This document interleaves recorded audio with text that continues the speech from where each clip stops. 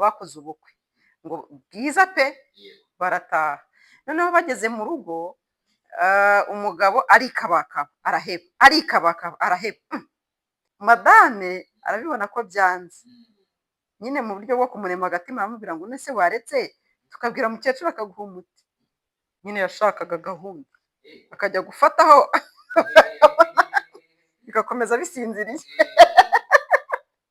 Rero uwo nguwo ngo yarikabakabye yumva ibintu ntabiriyo, arikabakaba yumva nta kintu kiriyo, yumva nta kintu cyabaye. Nyine arangije abwira madame ati none se ko byanze? Madame ati rero ati reka tubwire mukecuru atuzanire umuti. Umugabo yahise yimyoza. Umugabo rero ngo yahise yimyoza ahita asohoka. Madame aravuga ati genda buriya agiye kwiherera. Asohotse madame arategereza, isaha ya mbere araheba, mu ya kabiri atari ku bintu ni amahoro. Akurikira rero umugabo agiye kureba ngo arebe uko byagenze, asanga umugabo yimanitse. Bamusanze ngo yimanitse mu kagozi mu gikoni.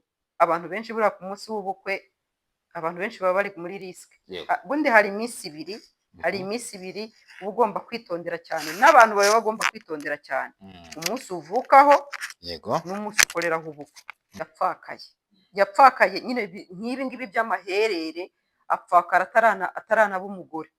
Noneho wa mukobwa ngo ajya ahantu ngo Ikibungo, ngo ajya ahantu Ikibungo ngo bari bafite uwo muntu yari agiye kumurogeshayo ngo yajyanye ifoto ye. Noneho rero ngo mu ifoto ye ngo yaramubwiye ngo none se ngo yarakwanze ngo none mukorera iki?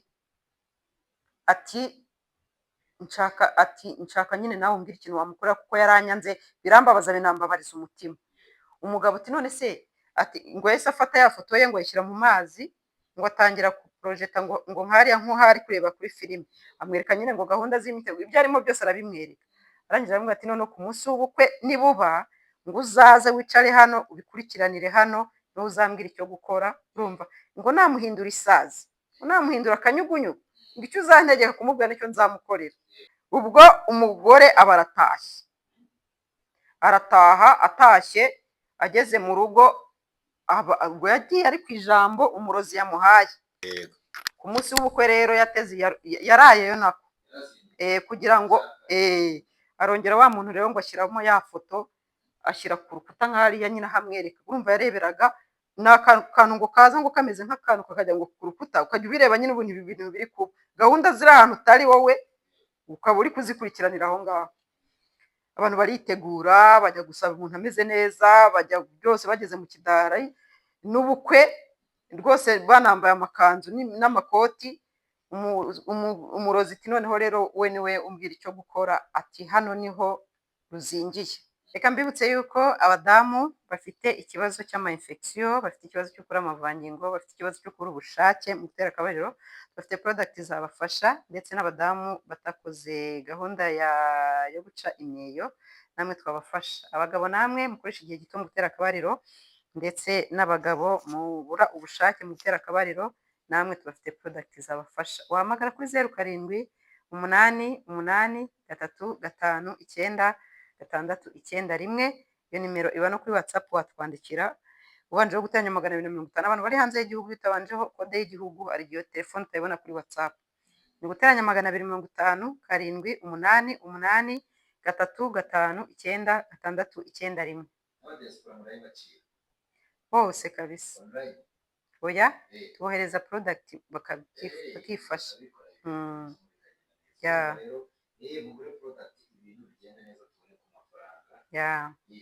Yikiza.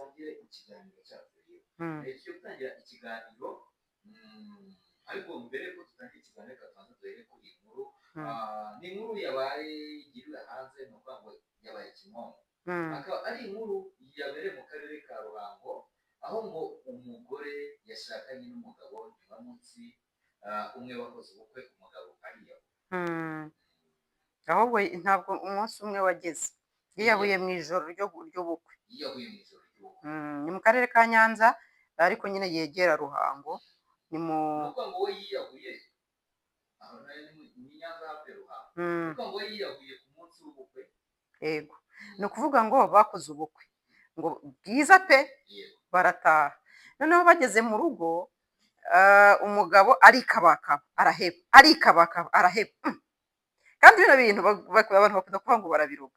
Ibintu biriya bintu bisa nabi ko babiroga. Arikabakaba araheba, arikabakaba araheba. Abaza madamu ati none se madamu iyo gihe ucitse amazi ku munsi wa mbere, ku mugabo rero ahita yumva nyine ko asuzuguritse bikabije. Buri icyubahiro cy'umugabo abenshi kiba kiri hariya.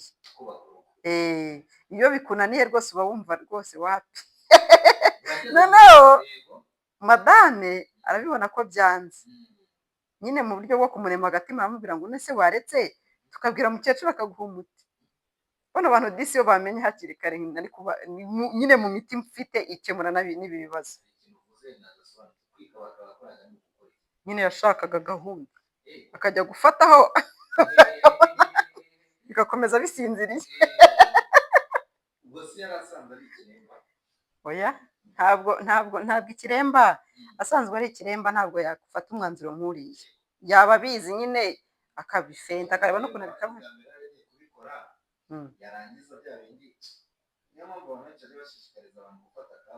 Oya nta vansi. Ikiremba hari ikintu kijya kiba ku bana b'abahungu iyo kigeze imyaka ya puberite, sibyo? Cyangwa imyaka nyine y'uburumbuke, y'ubukure, n'ubusore, n'ubuki, ibintu nk'ibyo. Iyo yakuze nyine ntibinaba kuri bo gusa, ngira ngo n'utwana tw'uduhungu hari isaha yaba mu gitondo ujya kubona ukabona nyine ko umwana ni muzima. Buriya n'umwana iyo wabyaye umwana w'umuhungu ukabona ibyo bimenyetso ntabwo ubibonye, tangira ushake muganga kugira inama hakiri kare, umenye ibyo ari byo, nyine barebe basuzume, kuko umwana muzima nyine umubiri we ayo masaha ugira reaction cyangwa se ugira nabyita gute. No ku bandi rero b'igitsina gabo ntekereza ko ariko bimeze. Iyo ufite icyo kibazo ntabwo ibyo bimenyetso ubibona, nyine ukomeza urasinzira n'umubiri wawe nawe ugakomeza ugasinzira bikagenderaho. Rero uwo nguwo ngo yarikabakabye, yumva ibintu ntabiriyo, arikabakaba yumva nta kintu kiriyo, yumva nta kintu cyabaye. Nyine arangije abwira madame ati none se ko byanze? Madame ati rero ati reka tubwire mukecuru atuzanire umuti. Umugabo yahise yimyoza.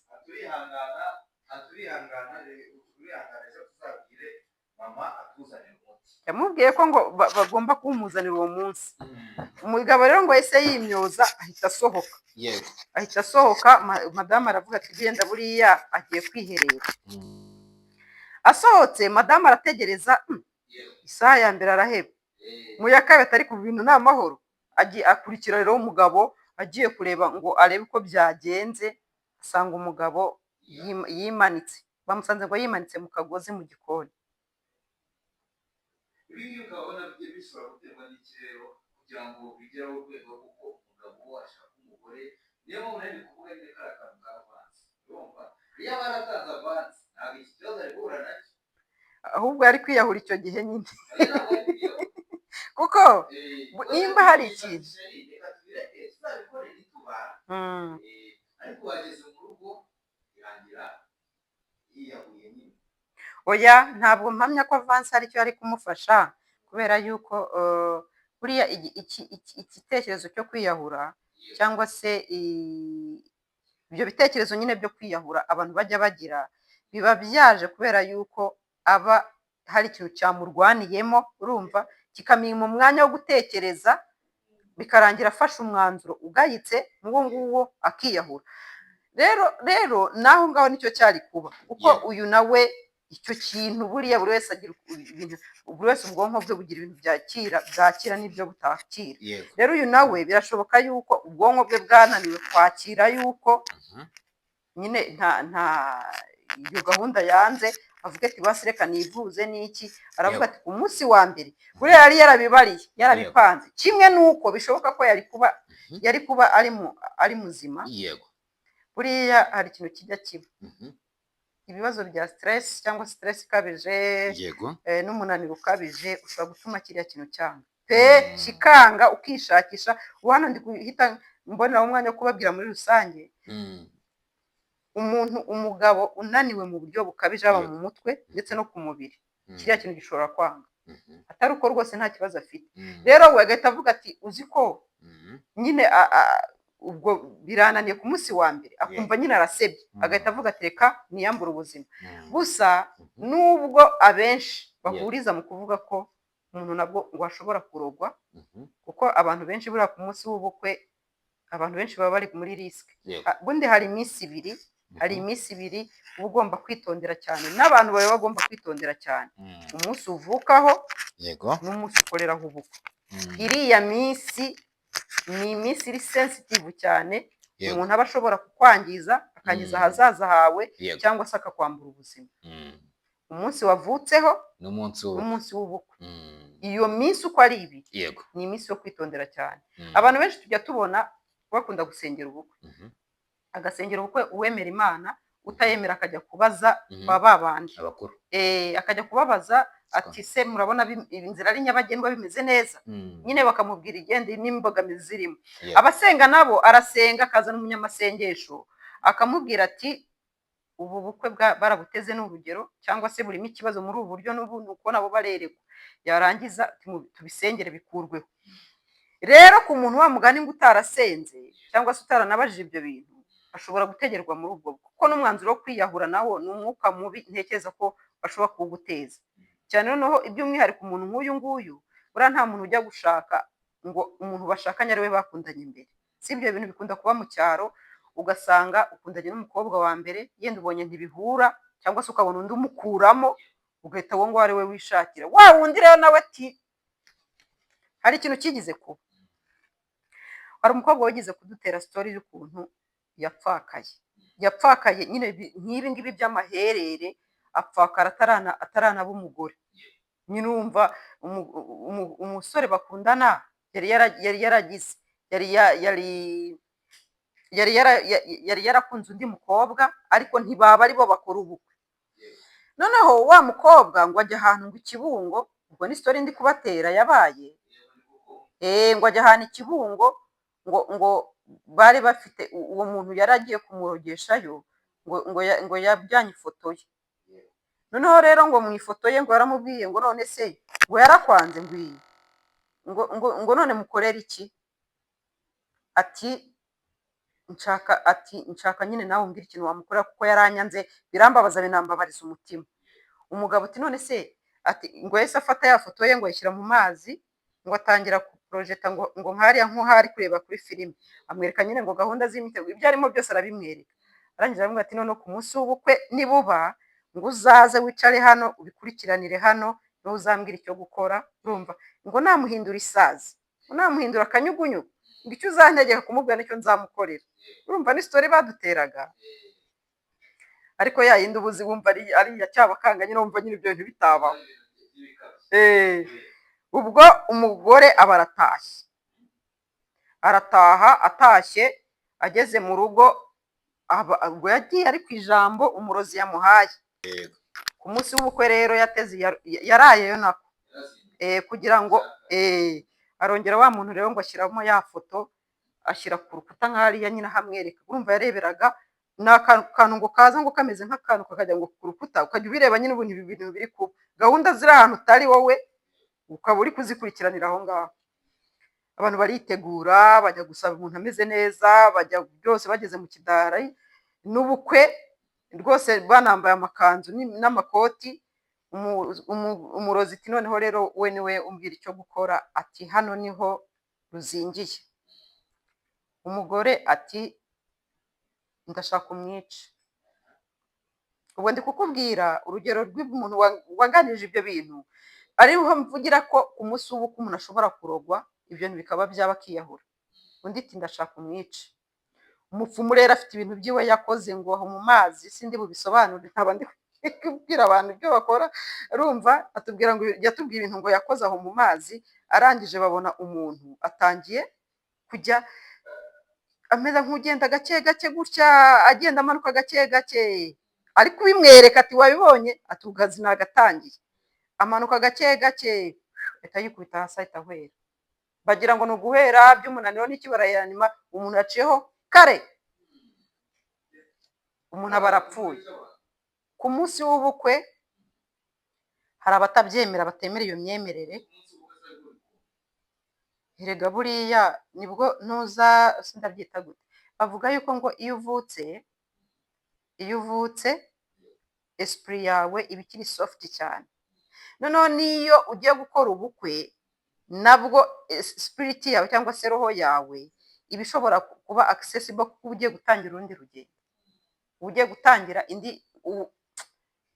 urundi rugendo rushyashya, ni ukuvuga ngo baba bagomba kugucakirira nyine aho muri urwo rugendo, si no mu byishimo, muri urwo rugendo nyine rundi utangiye. Ni ukuvuga ngo hari uwo bica, hari uwo bavuga ati nasare, ntabwo ujya ubona basara ku munsi w'ubukwe se? Hari aho bagira gutya bakamumugaza, hari n'uwabo nk'ubwo ngo ashobora kuba yaravuze ati ntabwo ntibizakunde, nagerayo ntibikunde, ugasanga nyine wasimbuze ko aribyo byabaye. Ariko bibaho ku munsi w'ubukwe abantu baroga abandi, ibibi bikaba. None se wowe uzi ko neza wari usanzwe umeze neza, none se uwo mukobwa urumva yagiye gusaba umuti atazi ko bishoboka? Uwo muti birashoboka ko ari uwo kumufasha, wenda azivuga ati hari icyabaye, hari icyakozwe. Urumva abo bantu uko biri kose yari afite amakuru ko umugabo we nta kibazo afite, abonye byanze aravuga ati uko biri kose harimo ikibazo, ati tubwire mukecuru azane umuti. Uwo muti ntiwamenye icyo wari ugiye gukemura. Birashoboka ko yari yarebye aravuga ati uko biri kose ubukwe bwacu bwarozwe, reka dusabe umuti bawurogore. Rero ibyo bintu byose ahubwo we ahantu yarangariye yagomba kumukurikira, yenda buriya ngo umuntu uri bujye kwiyahura rimwe na rimwe ngo hari ukuntu urwo rupfu nk'urwo ngurwo ngo rushyiramo abantu agahuge, ugakanguka ukamera nk'aho ukangutse, umuntu yabirangije kare cyane rwose.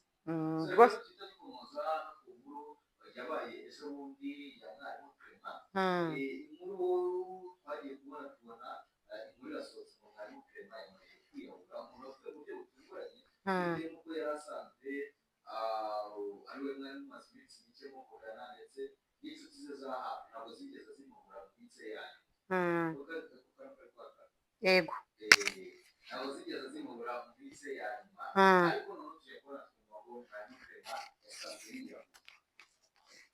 Nibyo nagiye mbona bakomeza kuvuga, njye sindi bugaruke ku byavuzwe, sindi buna bisesengura urupfu rwe n'uburyo yiyahuyemo, gusa njyewe Clement uko nari muzi ni umuntu ntari kubona ko yafata imyanzuro nk'iyo. Ndacyagaruka kuri cya kintu, umuntu ashobora kukureba gutya akakugirira ishyari rwose, akakikoza iyo ngiyo mu barozi, akavuga ati uyu muntu umungenzereze gutya, akabona we ntari bujye yenda nabukwica, yenda kuroze mu buryo busanzwe cyangwa iki, yakugiriye nabi biri bumukurikirane, akavuga ati reka mbicishe. Buriya abantu baroga mu isi y'umwijima, ntabwo ari buri muntu wese urogeka ngo ahite apfa, nta nubwo ari na buri muntu wese urogeka ngo ibyo bamuroze bihite bimufata. Hari abantu rwose Imana iba igihagazeho. Tuvuge urugero, nimba igihe cyawe cyo gupfa kitaragera ntugire ahantu ujya. Ariko kuri Clement we reka mvuge ko ryari ryo gare rye, n'uyu nawe wiyahuye nawe ryari ryo gare rye, akivuka akiva mu nda ya mama we. Imana yari ibizi yuko azatereta agasipendinga agakwa rwose ku munota wa nyuma agahita yiyahura agapfa. Ibyo bintu, ayo ni amakuru uvuka Imana izi. Rero niyo mpamvu njyewe kwiyahura ni igitekerezo kibi. Uramutse wumva unafite ku kantu k'agatekerezo ukumva atangiye kugira ibitekerezo nk'ibyo, biganirize bamwe mu nshuti zawe, ubaganize ibintu bikugoye, ubaganize ibintu bikuruhije, ubaganize ibintu bikuremereye, bagufashe. Buriya hari igihe uganira n'umuntu icyemezo wari wafashe ukagihindura bitewe n'uburyo muganiriyemo, ukumva yuko koko ntibikwiriye. Rero uyu we ntekereza yuko ari ibintu yafashe denku, cyangwa se mu bintu by'amarabira byo guhubuka nyine, bisobanura ko hashobora kuba harimo ikibazo kindi yenda bijyanye n'ibyo nari ndi kuvuga yanaruzwe. Uyu rero Clement, ikintu kimbwira yuko na n'ubu nkitekerezaho nkabona ko ashobora kuba nawe yararozwe. Buriya umuntu arakuroga rwose ukohoha ukagenda ukita no mu muriro. Ngwiki mbese ko ari rega buriya hari ikintu hano hantu mutasobanukirwa reka amasobanuro. Satani iyo yamajije kwataka intekerezo zawe akakuvanga agashyiramo confusion cyangwa se gucanganyikirwa mu ntekerezo zawe ku buryo utitekerezaho utanatekereza icyiza n'ikibi utabasha kubitandukanya, aho ngaho aba agufite. Niyo mpamvu buriya nutangira kumva watangiye kumva mu mutwe wawe byivanze, uzarwane ku ntekerezo zawe uzigarure, uzarwane ku buzima bwawe bwo mu mutwe ubugarure, aho kugira ngo ujye kurwana ibindi bintu. Rero Satani ikintu akora akwinjira mu bwonko, urumva we akaba ari usigara atangira kuyobora, kora ibi, kora na biriya, genda uko, genda na kuriya. Ni nacyo kiba cyabaye rero bene nk'abo ngabo iyo agiye kukuroga anavuga ko akoherezaho umwuka ugucanganyikisha mu mutwe, ukajya utekereza ikibi gusa, ukumva iryo jambo nicyo kintu cyonyine uzi, ku buryo banakubaje n'irindi jambo utarishobora. Kuko nk'ubu nko mu minsi ye ya nyuma twagiye twumva ubuhamya bw'abatanzwe n'inshuti ze babonanye mu minsi ya nyuma bavuga ngo hari aho yambajije ngo harya ngo umuntu ahanutse hariya ngo yabaho. Urumva ko uwo mwuka yarawumaranye igihe, ati yagiye ku mazi ngo arabaza ngo ariko ngo hano umuntu nguyemo ngo yabaho. Urumva ibyo bibazo byose ubundi ugenda ubaza biba bigaragaza yuko hari umwuka ukuriho w'urupfu kandi umwuka wo kwiyahura ukugendaho. Icyanyeretse rero yuko bamusetinze ndetse bashobora kuba rwose baramuroze kujya kwikorera ibintu nk'ibyo ngibyo, ni igikorwa cyakozwe ku munsi wo kumushyingura. Ni nko bariya bantu bakoze biriya byo kumenagura imodoka ye, bagafata amamodoka ari amamodoka ngo yari amaze imyaka n'imyaka bahariye ahaparika anaharara. Rimwe na rimwe Clement yabaga atanahari yanatashye mu rugo i Muhanga akayahasigaho. Icyo kintu nta cyabaye. Batengereje ku munsi wo kumushyingura nibwo bavuze ati reka tumenagure n'ibikorwa bye. Ni nko gushinyagura ati wagiye, reka n'ibyawe tubigukurikiza. Babikuramo baragenda. Biriya ari ubujura busanzwe, bari kuza bakiba yenda izo bateri bakigendera ko batamenaguye ibirahure. None se nka kiriya kirahure bamenye bungukiye, hari inyungu yagize? Hari akavungukira yamenye yagiye kukagurisha. Kiriya ni nka message yasize, ni ubutumwa yasigiye abantu ati mumenye yuko nta rindi hano niba gusa.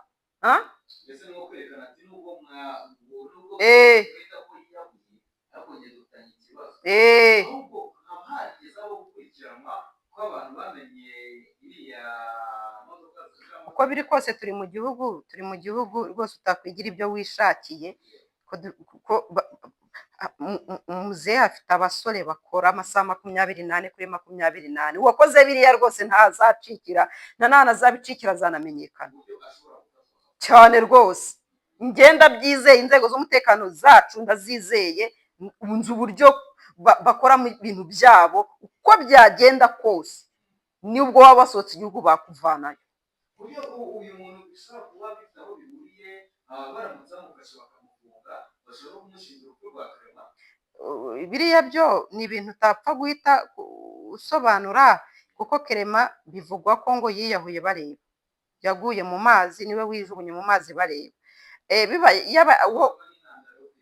Umuntu nk'uwo nguwo aramutse yarabikoze muri ubwo buryo bw'umwuka, akamuroga nyine mu isi y'umwuka, akabikora muri ubwo buryo, ibyo byo biragoye kuba umuntu yabihanirwa, kuko si ikintu uvuga ati iki kintu gifitiye ikimenyetso, iki kintu kimeze gutya, reka ngikurikirane. Biragoye.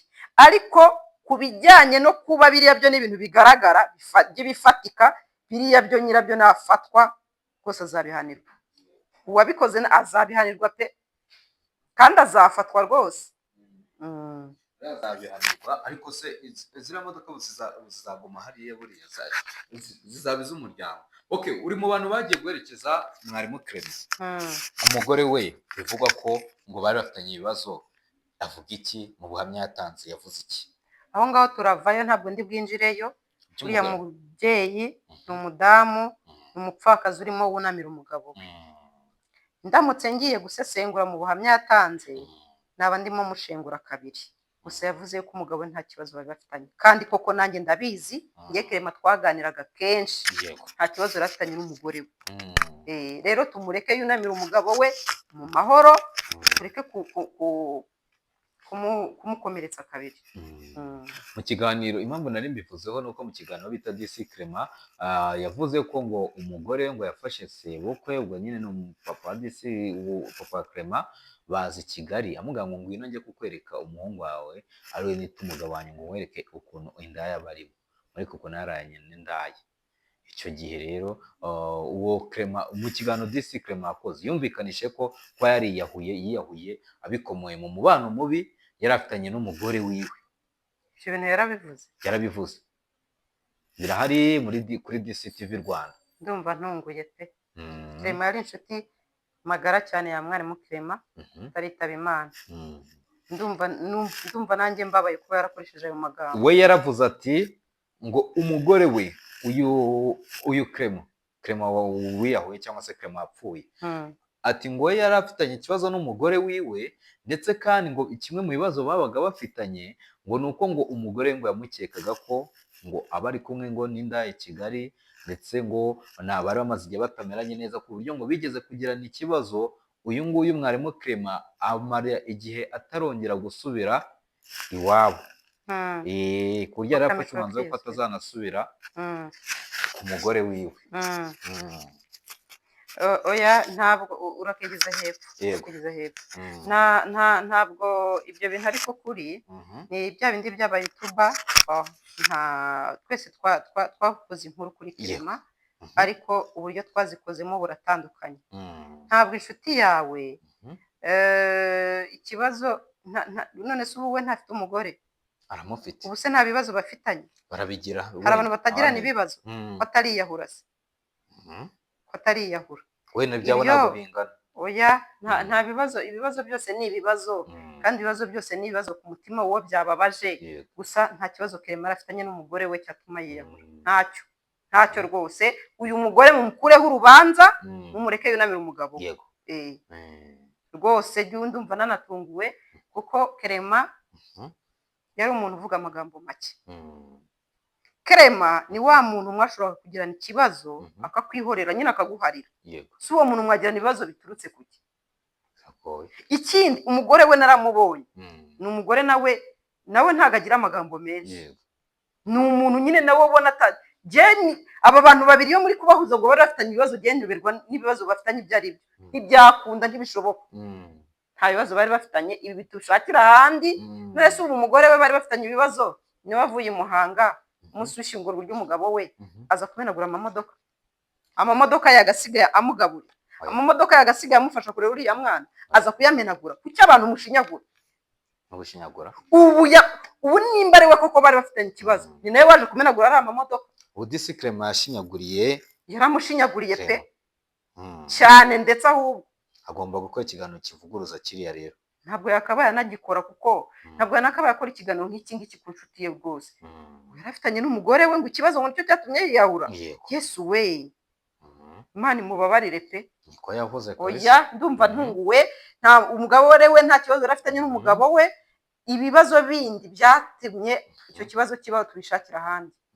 Clement nta kibazo yari afitanye n'umugore we, nta n'ikibazo yari afitanye n'umuntu uwo ari we wese kimuturutseho, kereka urwango. Washobora kuba atarabikubwiye, ariko mu bantu bose yewe siniviriyeyo. Ubu se kuri tere aho umuntu yabaga ntabwo wahumvira ibintu byinshi kw'ibyo ntabyumvishe se.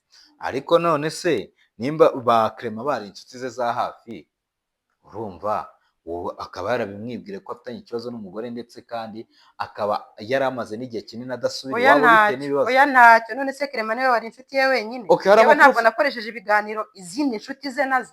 Hari amakuru waba ufite yuko Clement byibuze yaherukaga iwabo mu rugo? Yaherukagayo kabisa.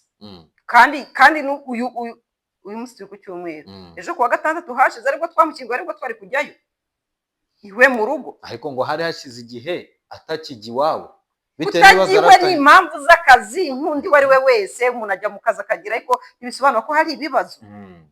Ibibazo se naduha ikimenyetso cy'uko bari bafitanye ibibazo, uretse kubivuga gusa icyo kimenyetso. Oya, mwikomeretse umubyeyi, bikomeretse umumama, ntibamureke yunamira umugabo we. Yarapfaka, yarababaye, ari mu gahinda. twimusonga kabiri ngo yari afitanye ibibazo n'umugore we, ariko abantu uzi ko musetsa. kugeza aho umugore yibyukirije papa wa Clement umubyara aramuzana i Kigali ngo baze barebe ngo azamwereke ngo umuryo ngo Clement ngo ararana n'indaya. Icyo gihe ngo bageze mu rugo bakomanze basanga umugabo ari wenyine, ameze neza, ari wenyine, araye wenyine. Ibyo biri mu bintu byamwongereye stress, ahita avuga ati agenda byongeranya n'ibindi birangira agiye kwiyahura. Reka kino kiganiro tukiveho, ndumva numiwe. Tubiveho. Urumva wumiwe. Reka tunasoreza ahangaha n'ubundi nta byinshi twari kuvuga kuri iyi nkuru, ndumva bise bikubabaza cyane kuko wenda utari warabyumvishe, ariko n'ibivugwa n'amakuru yari ari hano hanze kandi yagiye avugwa n'abo twitaga inshuti za mwarimu Clement, kuko nk'uwo nguwo bavuga ko ari we muntu batangiye gukorana mbere y'abandi bose, ndetse bari baziranyeho ibintu byinshi cyane. So nta kindi rero navuga, reka mushimire, ibiganiro byacu ntakagaruka. Bye.